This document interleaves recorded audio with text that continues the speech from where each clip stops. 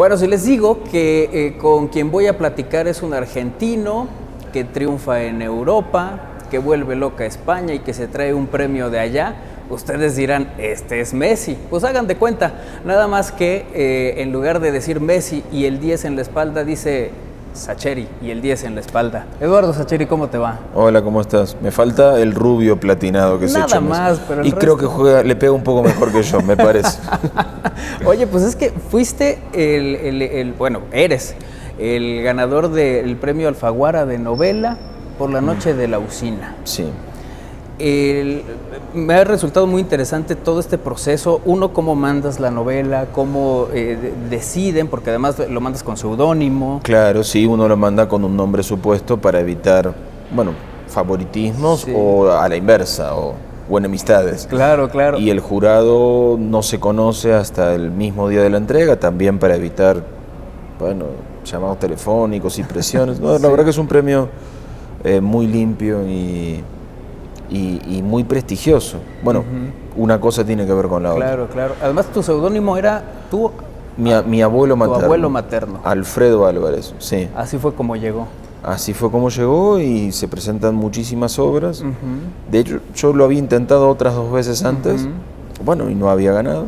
Son más de 700 obras, ¿no? Las que depende del año, sí, hay años de 500, de 600, en este caso fueron 707, Miren, me acuerdo el número, así que le gané a 706, solo por eso me acuerdo.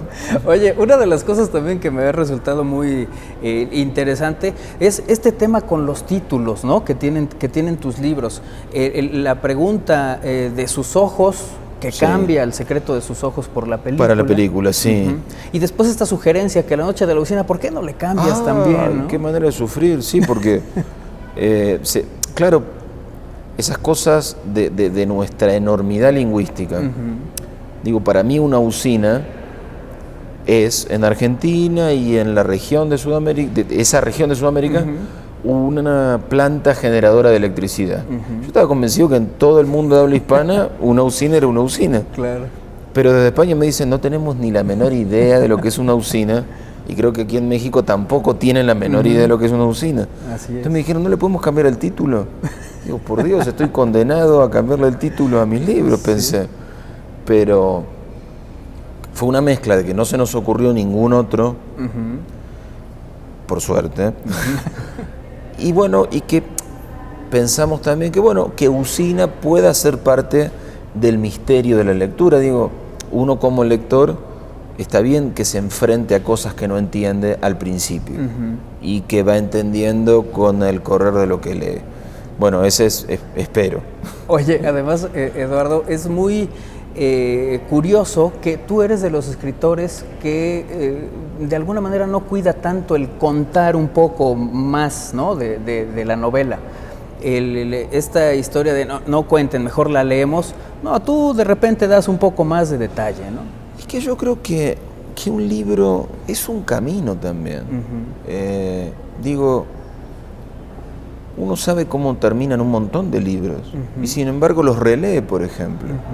No digo que necesariamente pase con los míos, claro, pero al menos creo que tiene que estar la apuesta de decir, bueno, ojalá, independientemente de que tú sepas que La noche de la usina trata de un grupo de tipos que son estafados y les roban su dinero en medio de una gran crisis económica, bueno, y van a tratar de robarlo a su vez a quien los robó a ellos.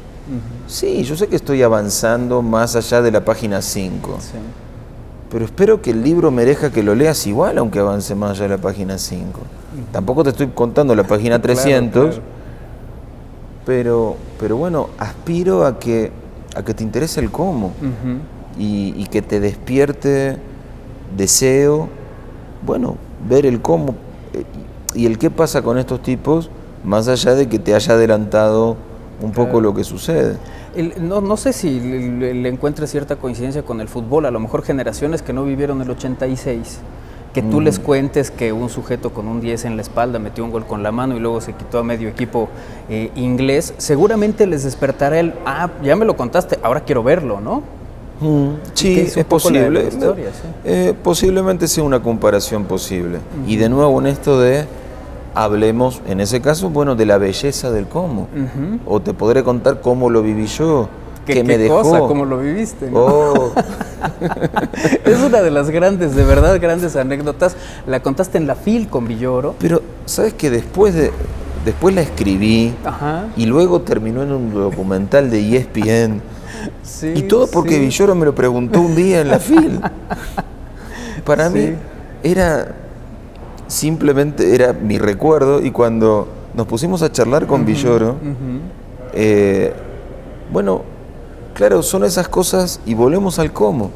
Yo te cuento, qué nervios que tuve en ese partido de Argentina contra Inglaterra. Y luego te empiezo a decir, sí, yo me fui a la casa de una novia, y fue mi primera vez en la casa de la novia y con toda su familia. Y eso empieza a crecer. Y vos ya sabés cómo salió ese partido y los goles de Maradona, pero el interés como que baja de nivel y va, uy, pobre tipo cómo habrá sufrido. Sí. Hace algunos días, Eduardo, compartimos uno de los cuentos que tienes. Una sonrisa exactamente así. Qué cosa tan maravillosa. Porque además jugábamos un poco, digo, a mí me encanta el fútbol y lo comento y lo platicamos en el programa de radio que hacemos, pero a lo mejor hay gente que no. Sin embargo, les empezó a interesar esta dinámica que te organizas de un sujeto que, pues para que no lo despachen rápido, se hace ayudar, ¿no? De 11 uruguayos en Maracaná. Y fíjate cómo seguimos dando vueltas en los comos. O mejor dicho, en las historias cuyo final conocemos. Sí. Porque digo, cualquiera que le guste el fútbol sabe que en el Mundial del 50 en Brasil, cuando estaba todo listo para la fiesta de Brasil, van los uruguayos y le ganan la final. Sí. En una hazaña futbolera como no hay dos ni habrá. Y eso uno dice, bueno, no hay modo de contar nada aquí porque está todo contado. Pero ahí uno puede inventar un simple muchacho que pasando por delante de un café encuentra una chica y dice quiero hablarle, y con qué le hablo, con qué le siento a su mesa y no me despache rápido como dijiste vos, y bueno, que se ponga a hablar del maracanazo. Y entonces siempre en la literatura hay algo que todavía no contamos y que todavía podemos contar. Y es suficiente para armar una tensión. Y esta ventana, ¿no? Alguna vez también lo comentaba Juan Villoro, es esta ventana donde te vas del mundo de los hechos al mundo de lo que pues ya en tu cabeza puede suceder cualquier cosa, ¿no? Y bueno, que el arte es eso. Es suspendamos el mundo mientras contamos, el arte literario. Claro. Suspendamos el mundo mientras contamos una historia, y mientras estamos contando la historia, todo lo demás queda entre paréntesis. Después seguirá la vida. Seguirá igual de trágica, igual de triste, igual de inmanejable, igual de confusa y todo lo que quiera. Pero, momento, estamos contando una historia. O estamos leyendo una historia, no importa. Y mientras estamos en eso, todo lo demás, bueno, no importa nada. Oye, la noche de la usina tiene que ver también con una crisis en México y bueno, en varios países en Latinoamérica, pero en México yo creo que tenemos más crisis que jugadores en Europa. Entonces es una cosa impresionante, pero tiene que ver con eso también. Bueno, ¿no? Nosotros peor, porque tenemos más jugadores en Europa y podemos decir lo mismo. Que además fue una crisis, Eduardo, que también te pegó en lo personal, ¿no? Es algo que casi no cuentas. Bueno, es que en realidad a todo argentino la crisis del 2001 le pegó terriblemente, porque de buenas a primeras un día el gobierno nos dijo, bueno, ese dinero que ustedes tienen en el banco no lo pueden tocar, o lo pueden sacar de a centavos de aquí a la eternidad. De todas maneras, yo siempre aclaro cuando se habla de esto, digamos, sí me pegó enormemente porque mi dinero me quedó ahí adentro, porque luego se devaluó, con lo cual cuando se pudo sacar no valía nada. Entonces tus ahorros fue como si les prendieras fuego y vieras los billetes consumirse, pero yo al menos no perdí mi trabajo, lo cual me pone en una situación mejor a la de muchos de mis compatriotas, porque bueno, yo era profesor en la universidad y en escuelas y no perdí mi trabajo. Entonces bueno, tuve que ahorrar mucho y reducir mucho mis consumos y preguntarme mucho, bueno, ¿cómo voy a hacer ahí con mis críos, con mis hijos pequeños para sostenerlos? Pero pude hacerlo. Insisto, cosa que los argentinos que perdieron su trabajo ahora pasaron muchísimo peor que yo. Y esta parte, ¿no? Digo, en México nos ha sucedido, ¿no? Aquella historia de bien una devaluación, ¿por qué no ahorita sacan su lana, la cambian y la guardan? Porque pues, se les va a triplicar, ¿no? Y solo lo saben unos cuantos, los amigos, los privilegiados, y el resto del pueblo es el que la pagan. Bueno, a mí me gustó jugar con, ¿cómo decirte? Sacarle el anonimato a eso. Digo, porque todos los argentinos perdimos, pero no había un rostro del que se benefició. En cambio, en la noche de la usina, sí. Como es un pueblo pequeño, en el medio del campo, el que tuvo la información privilegiada no es uno que vaya uno a saber quién es. No, es Fortunato Mansi. Y vive en el pueblo de al lado. Y gracias a nuestros dólares se compró una gasolinera y esto y aquello y campos y casas, y cada día que nos levantamos y somos mucho más pobres que el año pasado, lo vemos pasar a que es mucho más rico que el año pasado. Entonces me gustó que tuvieran, a veces las crisis no tienen rostros, bueno, acá sí tienen rostros, y el tránsfuga, el inmoral, el corrupto sí tiene rostro. Y entonces eso te lleva a una pregunta moral, o los lleva a los personajes de, ¿y si lo robamos? Porque recuperamos lo nuestro. Porque nos enteramos de dónde tiene guardado el dinero. Entonces, y si decidimos recuperarlo, claro, ahí pasamos de un problema moral a un problema práctico. ¿Cómo? Sí. Organícense, ¿no? Claro, pero un grave problema de la gente honrada es que no sabe robar. Sí. Entonces, bueno, pongamos que decidimos sí robarlo. ¿Cómo hacemos? Sí. Hay que desactivar una alarma. No tengo ni idea de cómo desactivar una alarma. Oye, calificaron La noche de la usina en muchos lugares prácticamente como una novela perfecta. ¿Quién cometió semejante desatino? Que tienen además toda esta historia de los personajes tienen mucha fuerza, los periféricos también, los que acompañan, se logra todo de alguna manera muy redonda en muchos sentidos. Cuando tú lo estabas elaborando, cuando estaba en tu cabeza, lo empezaste a escribir, ¿pensaste que llegaría a esto? Mira, lo que te puedo decir es que fue muy compleja de escribir. Porque no tiene 2 o 3 protagonistas, sino son como una decena. Por eso, lo que sí puedo pensar no es que es perfecta, pero sí que es coral, en el sentido de que es todo un coro de personajes que entra y sale y pasa al primer plano y retrocede. Y sí que tiene un montón de mecanismos como de relojería, pero eso es propio de un policial. Eso te lo exige el propio género. Bueno, una tuerquita que se mueve y una polea que se traslada y eso tiene que generar tal otra cosa.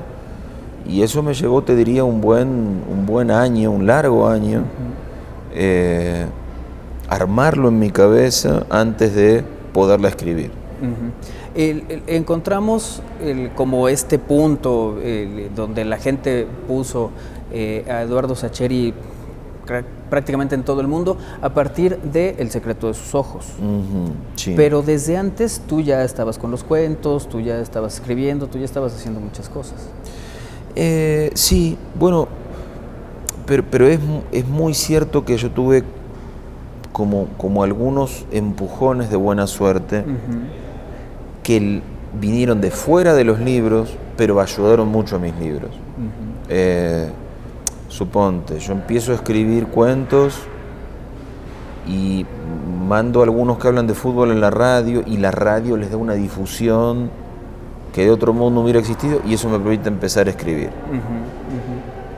Luego, estoy ahí con mis cuentos y mis libros y viene Juan José Campanella y me dice, hagamos algo juntos, y yo estoy sacando mi primera novela y dice, uy, vamos por acá, y es La pregunta de sus ojos, y luego es El secreto de sus ojos, y va y la ve un montón de gente y se gana el Oscar. Y mis libros empiezan a viajar por el mundo. Realmente he tenido mucha suerte en eso. En estos, como te digo, enviones Sí. que benefician a mis libros, aunque vienen de fuera de mis libros. Oye, el secreto de sus ojos, la verdad es que, bueno, la película es una cosa que me parece en todos los sentidos, este trabajo que haces con Campanella, la actuación de Darín, el esquema que van haciendo y que van organizando, me parece maravillosa, de verdad que me declaro fan, ¿no? del secreto de sus ojos y de cómo esta historia, porque eso también resultaba muy interesante, ¿no? El saber a quién se le ocurrió esto, ¿no? Y que al final encuentras que si algo logras, me parece, y a mí, cuando menos conmigo, y eso lo tengo muy claro, es que nos permites viajar de un lado a otro, nos traes con una historia, de repente te vas para acá, te enojas con uno, luego te pones muy contento, te ríes a carcajadas con otro personaje. Es como un sello tuyo, ¿no, Eduardo? ¿Pero es un sello mío o la vida viene así? Te pregunto yo, ahora te hago... Yo hago las preguntas. En realidad te respondo con esta pregunta. Yo creo que en todo caso lo que me gusta hacer es advertir lo mezclada que viene la vida. E invitarte a vos como lector o como espectador de una película a notar lo mezclada que viene. Simplemente y a sorprendernos juntos con lo mezclada que viene. Que tú escribes de lo que vives, de lo que escuchas, de lo que te encuentras. Sí, ¿no? Sí, lo hago. Porque en realidad escribo para entender un poco mejor lo mezclada que viene la vida. La vida viene siempre así. Y también está bueno, ya que viene mezclada, que no nos quedemos siempre mirando una sola cosa. Que sea sobre todo la más trágica y la más dolorosa. Pero de vez en cuando sí, porque tampoco a mí me gusta fugar hacia lo superficial o hacia lo humorístico, que está, pero está lo otro también.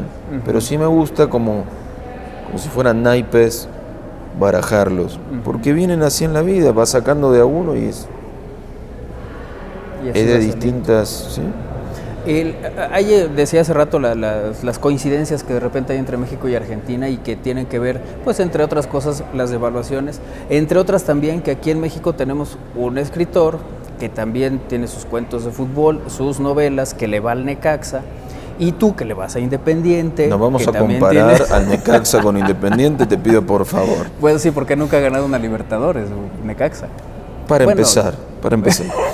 No, pobre Villoro, llega a ver esto y me va a pegar golpes y va a tener razón. Oye, qué cosa, el fútbol, te escuché decir alguna vez que es muy parecido a la vida, incluso es tan injusto el fútbol como la vida, ¿no? Bueno, a mí me parece, buscándole por qué es tan bueno el fútbol, en relación, digamos, es uno de esos deportes especialmente populares y especialmente universales. A nivel de hipótesis tiendo a pensar eso, que es un deporte particularmente, digamos, si todo deporte, todo juego es una metáfora de la vida, es una simplificación, es una esquematización de la vida y que nos permite entenderlo mejor que la vida, precisamente por su simplicidad, mientras la vida es algo muy complejo. Me parece que el fútbol tiene particularmente esta cosa de merodeos y a diferencia de otros deportes donde todo el tiempo están pasando cosas, el fútbol es un deporte que puede no pasar nada. Y se te fue un partido y no pasó nada. Y termina así. Por eso yo creo que a los gringos les cuesta tanto disfrutarlo, porque necesitan... A los deportes, 2000 a 1900 terminan y pueden jugar 67 periodos suplementarios hasta que gane alguien. Sí. Y en la vida no. Por lo menos en América Latina pasa. ¿Qué pasó hoy? Nada. Sí. 0-0. 1-1 horrible, o peor todavía. Generan situaciones, pegan pelotas en los palos, en el travesaño. La hinchada está enfervorizada y la justicia poética indica que ganes. Y ellos sacan un contraataque y te ganan. Sí. Y no lo merecen y te ganan. Pero te golpeas el pecho diciendo, yo merecí, pero perdiste. En ese sentido, el modo en que nada te garantiza nada, yo creo que lo vuelve un deporte extremadamente parecido a lo que la vida tiene de imprevisible y de injusto y de horrendamente imprevisible. Oye, qué difícil explicarle un 0-0 a un estadounidense, ¿no? Claro, te va a preguntar, bueno, ¿y quién ganó? Nadie. ¿Y entonces? No, pero no puede ser. Sí. Y esto de que lo resolvamos, suponte, si hay que elegir un ganador para que pase, con tiros penales. Es muy raro, o sea, el fútbol es extremadamente imperfecto y extremadamente anacrónico también, en el sentido de seguimos jugando media hora y luego penales y los penales no son suerte, creo yo, pero son un recorte tan puntual del juego y tan arbitrario, y seguimos jugando con 3 árbitros nada más y no, la tecnología no. Sí. Y todo el mundo sabe que le pegó una patada. Bueno, como le pasó a México con Argentina, que fue en el Mundial de Sudáfrica.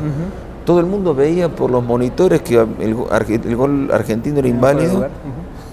Ah, no, pero el árbitro había dicho y listo, y fin. Sí. Eduardo Sacheri, un gusto platicar contigo, de verdad. Muchas gracias. Disfrutamos mucho tu trabajo y bueno, tienen ahí un pendiente, ¿no? ¿Están con Campanella viendo otra cosa? Pero muy recién empezando. Campanella está ahí dirigiendo una serie en Los Ángeles, yo estoy con la gira de la Alfaguara. Los dos decimos que estamos trabajando, pero es casi mentira. Bueno, estaremos pendientes de eso y de todo lo que haces. Un gusto platicar contigo. Igualmente. Muchas gracias.